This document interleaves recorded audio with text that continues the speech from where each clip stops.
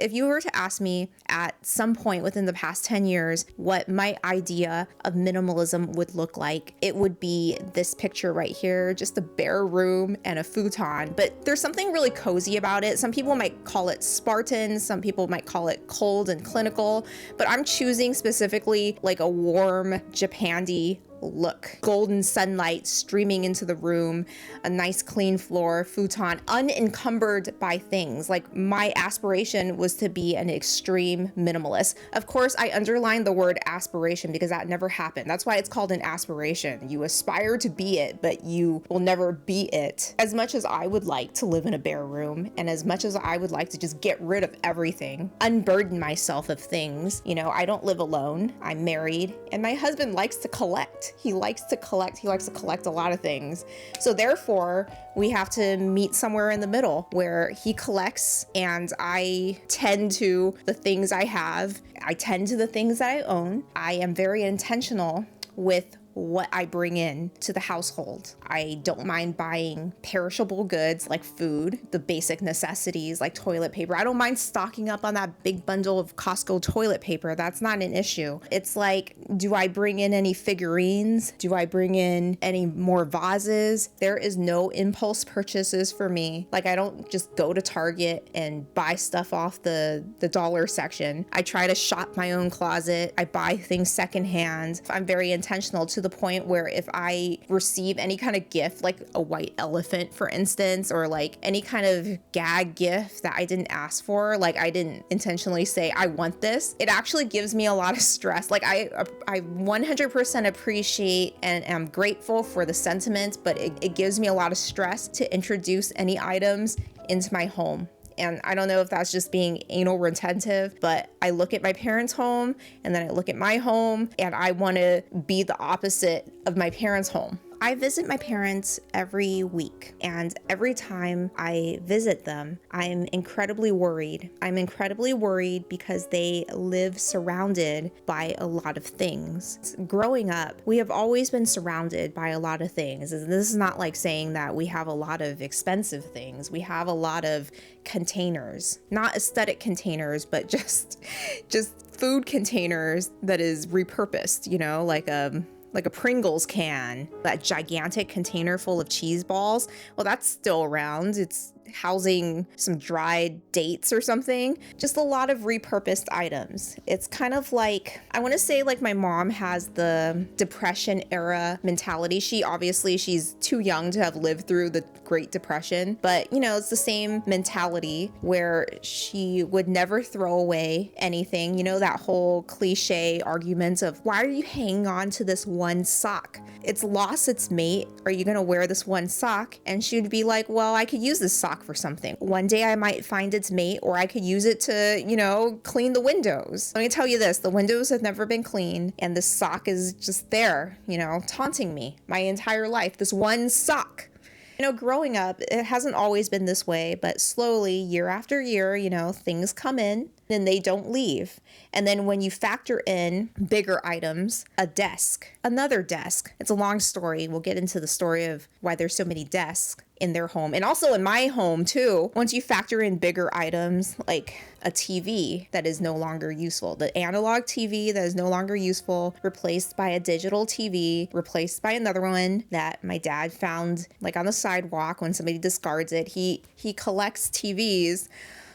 As the years go on, items come into the home, but items never leave the home. The old TV doesn't leave, the new TV stays, and the box for the new TV and the old TV stays. You could easily collapse the cardboard box and recycle it, but my parents like to use this cardboard box to store things in, which is not necessarily good for the items that's being stored in it, especially when there's water involved. We'll get into that later. So after like about 35 years of items coming in and items never leaving, unless I have something to say about it, like my own things, you can see from the picture I'm painting, they're surrounded by a lot of things.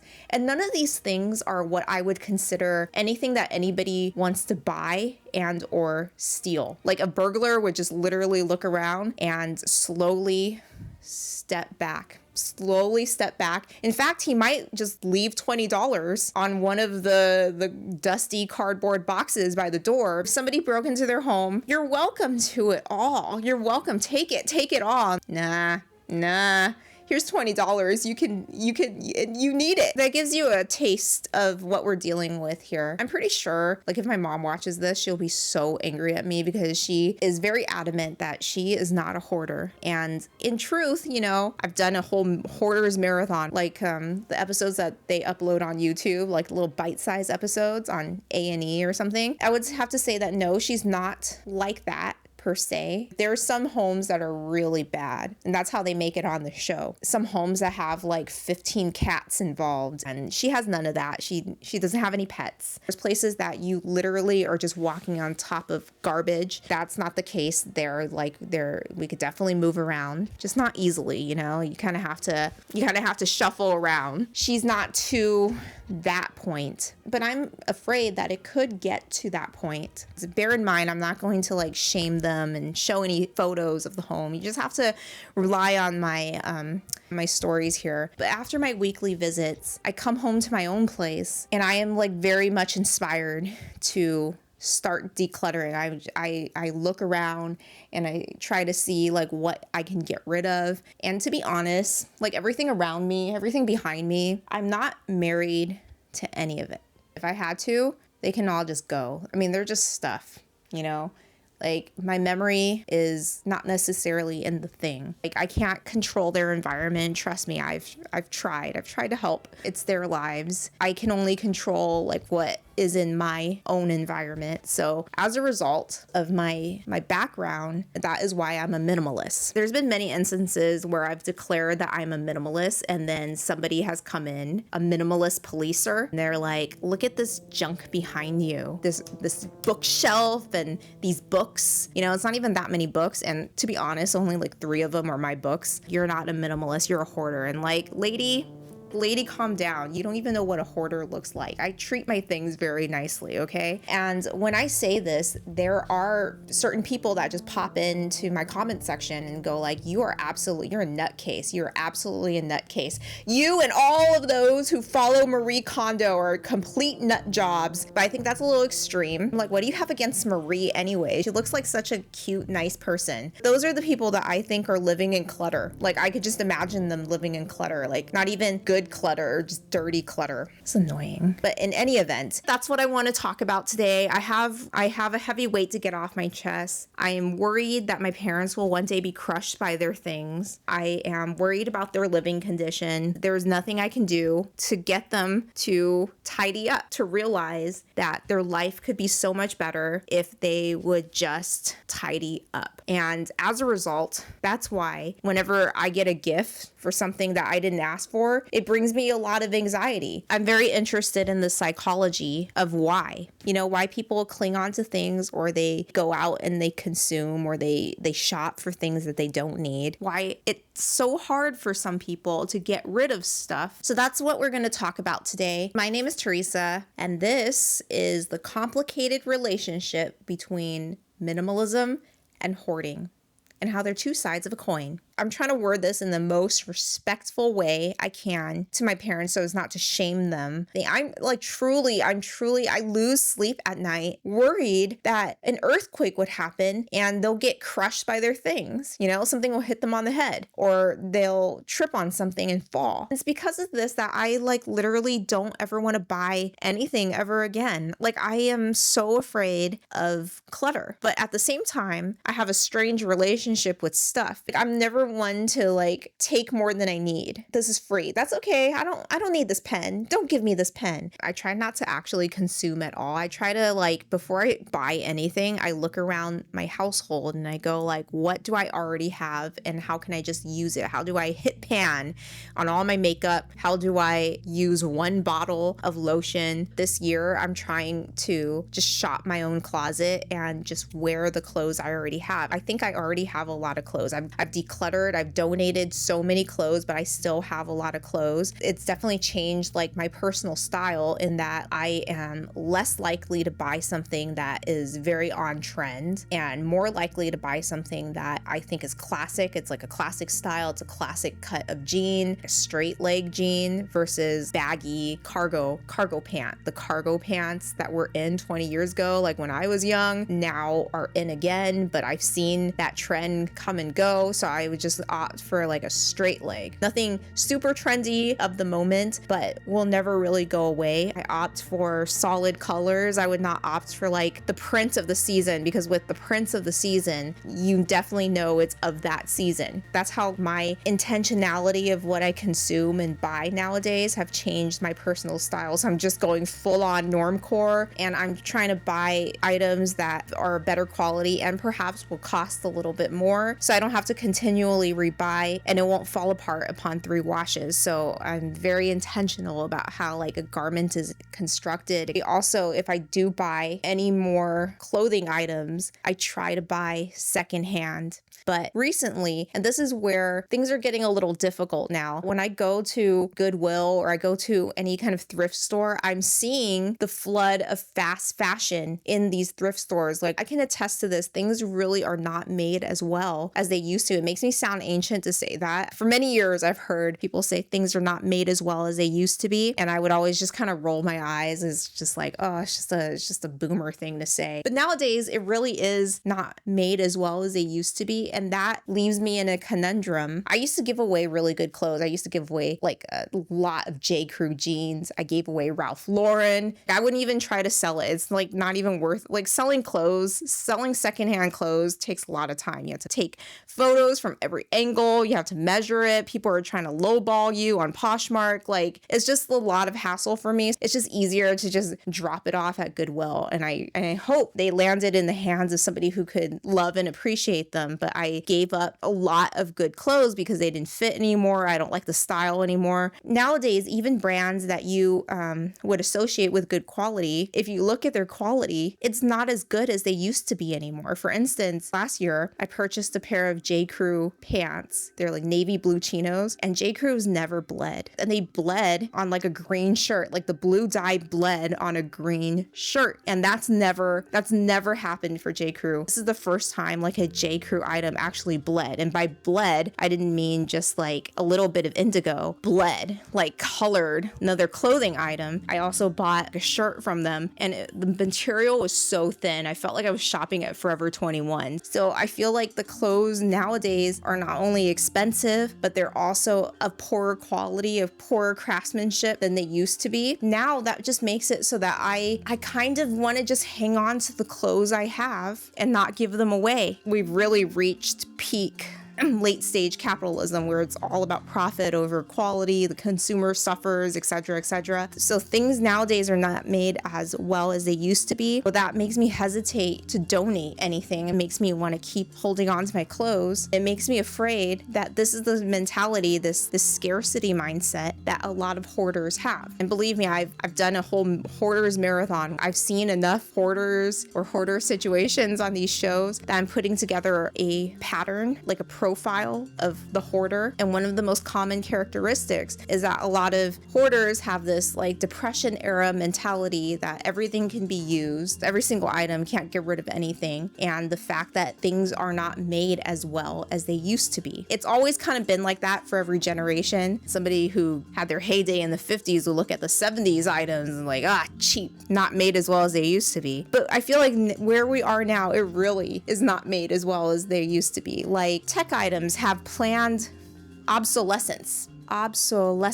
There's many appliances or consumer electronics that have built-in planned obsolescence. Like, they're meant to break after a few years. It's just more profitable for the manufacturer that you buy a new item versus repair an old item. There's no profit in you keeping like a toaster for 50 years and repairing it. There's no profit in keeping the same phone for 50 years or 10 years and repairing it. That's why there's all these software updates that are not not compatible with old models. That's why things are kind of meant to destroy themselves so that you could buy another one. So I wear glasses, and I also have prescription sunglasses. Like, I take care of my glasses very well. I clean them with like the lens spray that they provide and stuff. So I have these glasses for 2 years. You know, the lens started peeling, and I took them in to see if they could be redone or if there's like a warranty on this, because they were not cheap. Okay, so I have a pair of sunglasses that are over 10 years old. The lenses are pristine. Why are these glasses that are just less than 2 years old, why are they peeling? The optician told me these lenses are not meant to last 2 years. It's one thing if like my prescription changes, but it's another thing if like the material itself is degrading before my eyes. And I don't think she was meant to say this. And honestly, I don't even want to hear it. She said that 2 years is the maximum lifespan of lenses. I feel like if you're paying something in the hundreds of dollars, they should last more than 2 years. I feel like I'm slowly developing this scarcity, this depression era scarcity mindset that things are not made as well. So if I come across something that is older, that is made better, and I could repair it, then I would hang on to it. So that actually really scares me. I'm starting to think that everything out there that you buy has some form of planned obsolescence. Like, they want you to get something new after a year or two or less. I want to hang on to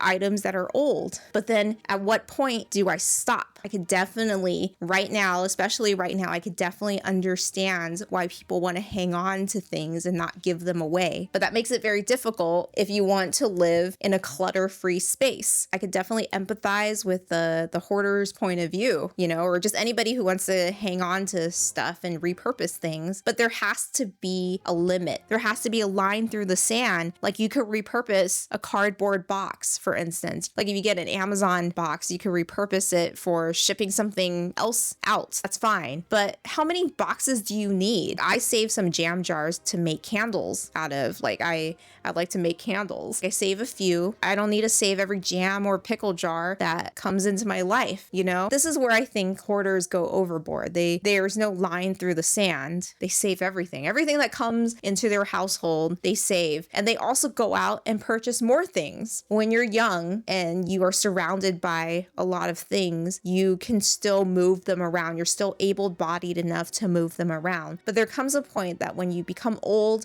and you become more frail and you can't lift heavy objects as well, that the hoard overwhelms you. And then at some point, it's so overwhelming, the hoard buries you. Bear in mind, my parents, you know, they're older. They're not going out to like Target anymore to, you know, browse the dollar aisle of Target. When I was younger, my mom loved like to take us to Kmart and Target and Pick and Save, the 99-cent store. She would always buy little things that are a good deal for her. And I noticed that is a common trait amongst the people in these reality shows. The good deal, like the 2 for $5 deal, such a good deal. I have to buy them in bulk. What she would buy would not break the bank in many ways. And it really much baffles me is that she would buy like a pack of cheap little erasers, you know, the erasers that you put on top of the pencil. It's such a good deal. I have to buy it. And I'm like, Mom, I don't even like to write with pencil. I haven't done my homework in pencil in years. I used to do my homework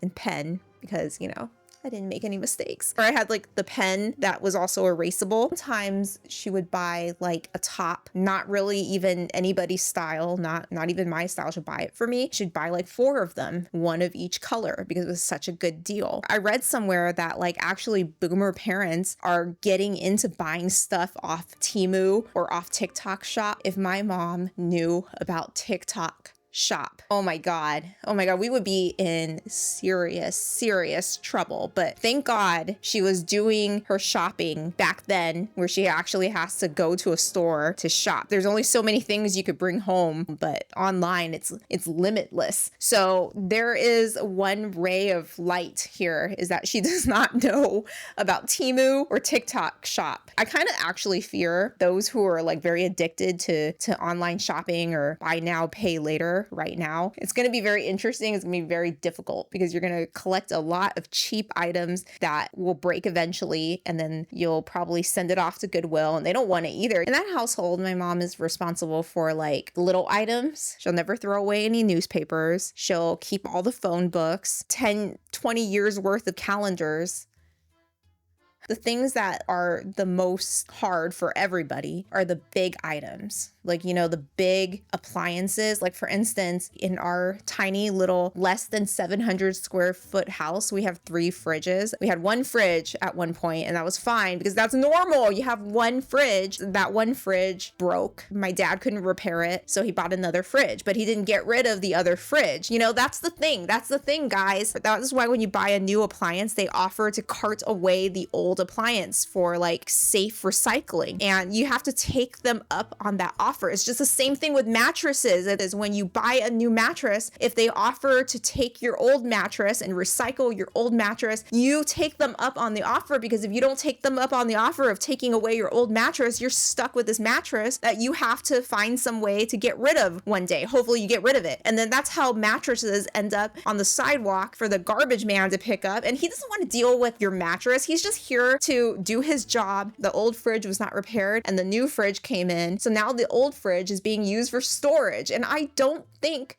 that is safe. If you buy a new one, get rid of the old one. So that's the issue, because at some point it's expensive, guys. It's expensive to get rid of junk. You think hiring 1-800-JUNK or like a junk collector is cheap? It's not cheap. It's like several $100s to get people to come in and cart out junk. When the man is the hoarder, he hoards like big items, like junk cars, carburetors. It's always something to do with mechanics or tools. He hoards tools. There's always that Folgers coffee can, many Folgers coffee can full of nails. Like, a guy can never get rid of a nail because it could be useful. When women hoard, there's always crafting supplies or sewing supplies, candle making supplies, jars. They like to can things. I see a pattern there. My dad has 2 junk cars. It's gone to a point where they both have flat tires. These cars were fine. They were in like nothing to write home about, but they were fine. They were in working condition. They're non-operational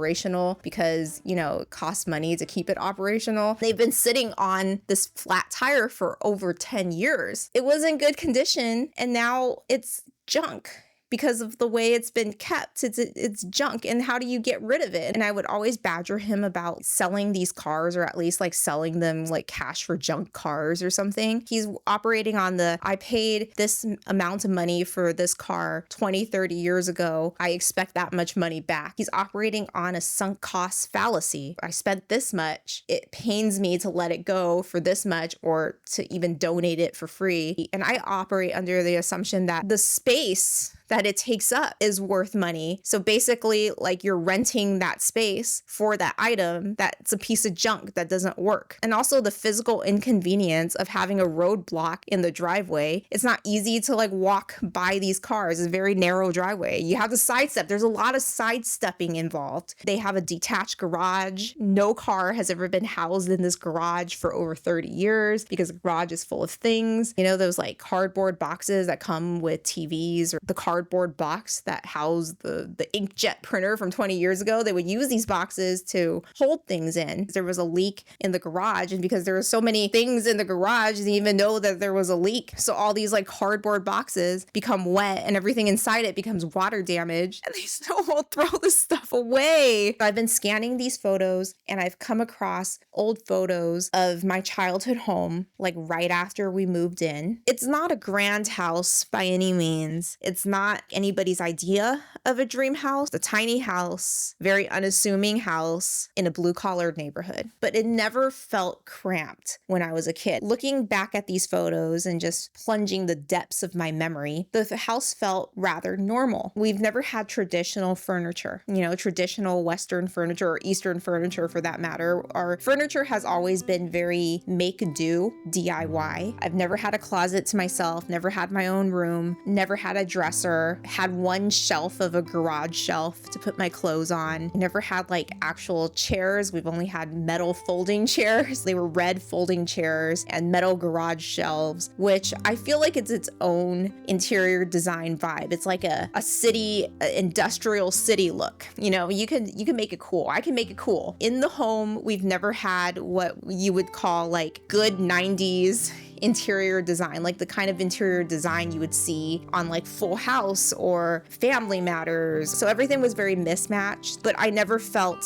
that we were lacking. It felt big to me. I was smaller. We didn't have that many things. It felt big. So I would see these in these blurry photos, and it would just bring me such sorrow, because when I look at the photos back then, when I look at the reality now, I'm like, my God, what happened to this place? And you know, it's not all their fault either. It's my fault as well, because I'm one person that used to live there. I brought in my things, you know, I brought in my desk from college. I brought in like my textbooks, and I brought in a variety of things that I just kind of left there that I should have brought with me when I moved out. It had so much potential, especially as I speak now. I'm like a millennial that's kind of been priced out of the housing market. Like, things could go down, but will they? I don't know. Houses are now an investment vehicle for people. So it's very difficult for, you know, like just people that just want to live in one house. I'm not trying to own like 12 houses to rent out for Airbnb. I just want to live in one house in a blue collared neighborhood. That's all I want. I don't have grand plans. I don't need a seaside view.